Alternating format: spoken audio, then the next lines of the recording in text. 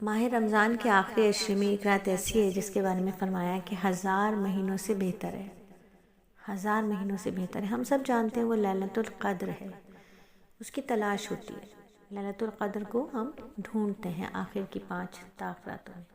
1000 مہینوں سے بہتر ہے، عظیم الشان رات ہے. اور یہی وہ رات ہے جس میں قرآن کا نزول ہوا ہے. اور اس رات میں قرآن کی تلاوت، اس پر تدبر، اس میں دعائیں، عبادت، یقین کیجئے انسان کی زندگی بدل سکتی ہے، تقدیر بدل سکتی ہے. اتنی بہترین رات ہے. مگر افسوس ہے نا کہ ہم مسلمان جو ہیں وہ صرف روزے، افطار اور سحری تک ہم محدود ہو گئے.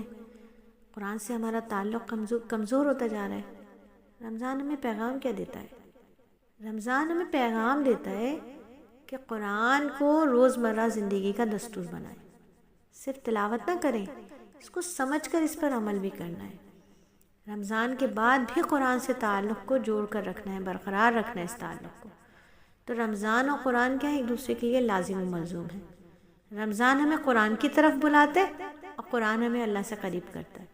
جو شخص رمضان میں قرآن سے جڑ جاتا ہے، یقین کیجئے در حقیقت اس کا تعلق اللہ سے مضبوط ہو جاتا ہے. کامیاب وہی ہے جو رمضان کو قرآن کے ساتھ گزارے اور اس پیغام کا، جو قرآن کا پیغام ہے، اس کو اپنی زندگیوں میں نافذ کرے. تو دعا کریں گے کہ اللہ رب العزت ہمیں قرآن کو صحیح طریقے سے پڑھنے، سمجھنے اور اس پر بہترین اخلاص والا عمل کرنے کی توفیق عطا فرمائے. آمین ثم آمین.